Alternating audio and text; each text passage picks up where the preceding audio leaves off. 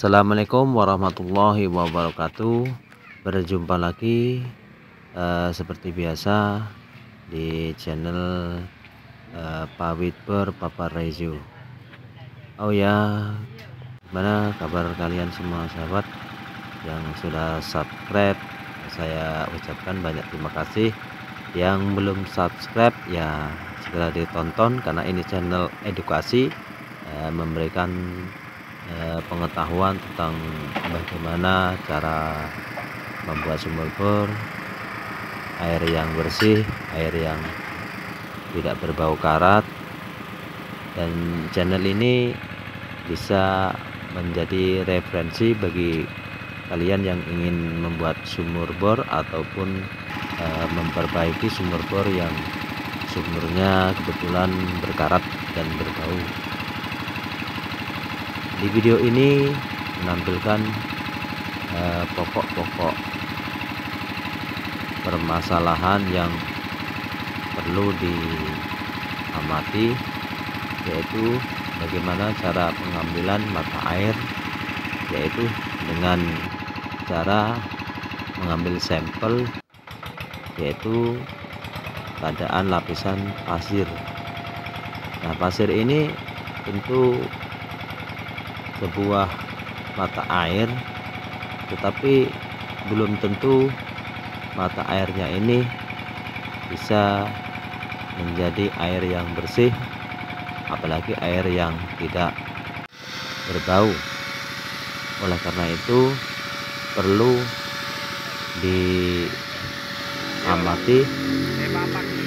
bahwa selama ini kami memberikan sebuah pembelajaran kalau untuk mencari mata air yang bersih itu tentu kita harus tahu memilih lapisan pasirnya di kedalaman berapa dan di ketebalan lapisan apa yang perlu kita ambil. Nah, jadi teorinya tidak usah bingung. Pokoknya satu sahabat, yang penting jika pengeboran itu harus menemui lapisan yang keras seperti cadas tua. Nah, itu berupa lapisannya keras, bisa berupa warna hijau ataupun jenis batuan lainnya. Nah, di bawah situlah titik air yang jernih. Nah, ketika dari permukaan atas sampai ke lapisan mata air ternyata tidak ada lapisan yang kriterianya kotor, seperti tanah pekat hitam, daun-daunan ataupun pasir yang berwarna hitam. Itu akan memicu air akan jadi kotor. Jadi air itu berbau dan lajunya akan berubah kuning, dan di atasnya setelah dihendapkan berminyak, dan endapannya itu 2 hari berubah menjadi kuning. Dan inilah yang perlu digarisbawahi, bahwasanya mengebor itu mencari titik air yang betul-betul air itu layak dikonsumsi. Jadi dalam pun tidak menjadi jaminan, dangkal pun juga tidak menjamin. Tentunya bagi kalian harus paham.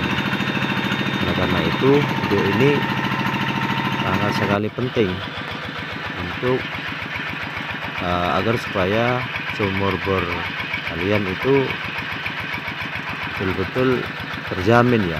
Akhirnya bagi kalian yang minim dana, persiapkanlah dulu dengan matang informasi-informasi tentang kedalaman sumur di sekitar kalian, berapa meter air yang bersih, seperti itu. Jadi bagi kalian yang ingin ngebor sendiri ataupun meminta jasa tukang sumur bor daerah kalian, maka kalian tahu kalau kalian sudah nonton video ini tentang cara pengambilan air bersihnya di lapisan pasir yang manakah yang harus diambil airnya. Dan untuk penetapan sekren atau pori-pori casing itu di di permukaan lapisan air yang betul-betul air yang sudah dijamin bersih ya. Itu kriterianya adalah seperti yang saya sebutkan tadi, yaitu di bawah lapisan keras, baik itu cadas, tanah keras atau batuan sekalipun. Nah, disitulah air itu tanda-tandanya biasanya airnya biasanya lapisannya itu di bawah lapisan tersebut pasirnya itu bisa berwarna hijau ataupun berwarna kuning ataupun sekalian batuan. Tetapi jenis material tersebut itu keras sifatnya. Lemnya kan masih mutu. Jadi tidak ada unsur kontaminasi dengan zat-zat lain sehingga yang disebut sudah tua itu sudah mengeras. Jadi meskipun ketemu lapisan tanah berwarna hitam, namun kalau materialnya keras itu berarti tidak terkontaminasi dengan lapisan tersebut, sehingga sudah tersaring secara alami sehingga airnya itu memang jernih dan tidak berbau karat. Nah, yang untuk menjadikan bau karat itu di lapisan setiap sumur itu biasanya materialnya itu seperti contoh busukan kayu, daun-daunan, entah itu di kedalaman berapa tergantung di lokasi. Terus ada biasanya di bawah itu ada pasir ya. Pasir itu berwarna hitam. Nah, hitam ini ya, campur coklat ataupun hitam seperti ini ya, agak ke putih-putihan, ada batu yang bisa mengapung. Nah, itu pasti ya, menurut pengalaman kami bahwa lapisan tersebut airnya berkarat dan berbau, sehingga bagaimana caranya pengambilan mata airnya dihindarkan dari titik tersebut. Nah, seandainya kalau itu di kedalaman seumpama 30 meter ketemu lapisan yang saya sebutkan, maka jika sebelumnya udah bagus, maka ambillah yang di atasnya. Jika sebelumnya misalnya di 30 meter itu semuanya lapisan kayak gitu, ataupun nggak ada airnya, nggak ada lapisan pasir, maka pengeboran dilanjutkan untuk mencari titik yang saya sebutkan yang memang layak untuk lapisan untuk menuju air yang bersih yang saya bilang dari awal tadi. Jadi karena penempatan sekren itu paling penting sahabat ya, karena itu titik tumpu bagi pengeboran yang sukses dengan target air yang jernih.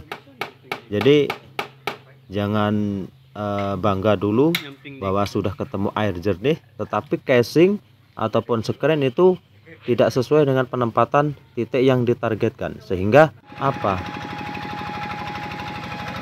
Jadi ada orang bilang udah ngebor sampai 60 meter tetapi airnya masih berkarat. Nah, sedangkan di 50 meter airnya bagus, ataukah kedalaman ataukah kurang pas penempatan sekrennya. Nah, kalau antara 50 sampai 60 bisa jadi itu kedalaman, tetapi ada kalanya memang tidak tepat sasaran, sehingga yang menjadi patokan itu adalah yang sudah saya sebutkan di awal, bahwa air yang jernih itu berada di lapisan di bawah batuan ataupun tanah keras, ataupun lapisan lainnya. Nah, itu berbentuk pasirnya itu keras ya, ataupun batuan-batuan. Nah, disitulah air yang jernih.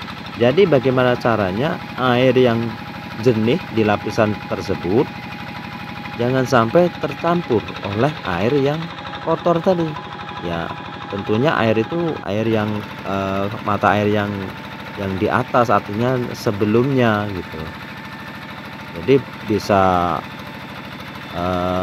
melalui skren yang tepat, pas di lapisannya tersebut. Dan yang pokok itu casing itu harus full ya. Jadi seumpama kalau kalian sahabat ya, ngebor misalnya 40 meter ya, air yang ditargetkan lapisannya itu kurang lebih di 36 meter. Berarti skrennya itu atau lubang pori-pori casing itu berarti hanya 4 meter ya. Nah, jadi sebelumnya itu ya, sebelum di 36 itu airnya kotor. Nah, itu usahakan casing itu harus full. Jadi kalau 40, kalau casing pakai yang PVC 4 meter berarti kan 10 batang. Nah, itu harus dipasang full ya sampai titik pengeboran yang terakhir ya. Karena itu penting sekali sahabat. Banyak teman-teman yang komen konsultasi masalah airnya berubah ya dan berbau. Nah, tentu setiap daerah tuh berbeda-beda ya, karena kontur tanahnya itu juga berbeda-beda. Oke, demikian ya, semoga mengerti ya apa yang saya jelaskan ya. Kalau misalnya belum paham bisa komen aja ya. Oke, wassalamualaikum warahmatullahi wabarakatuh.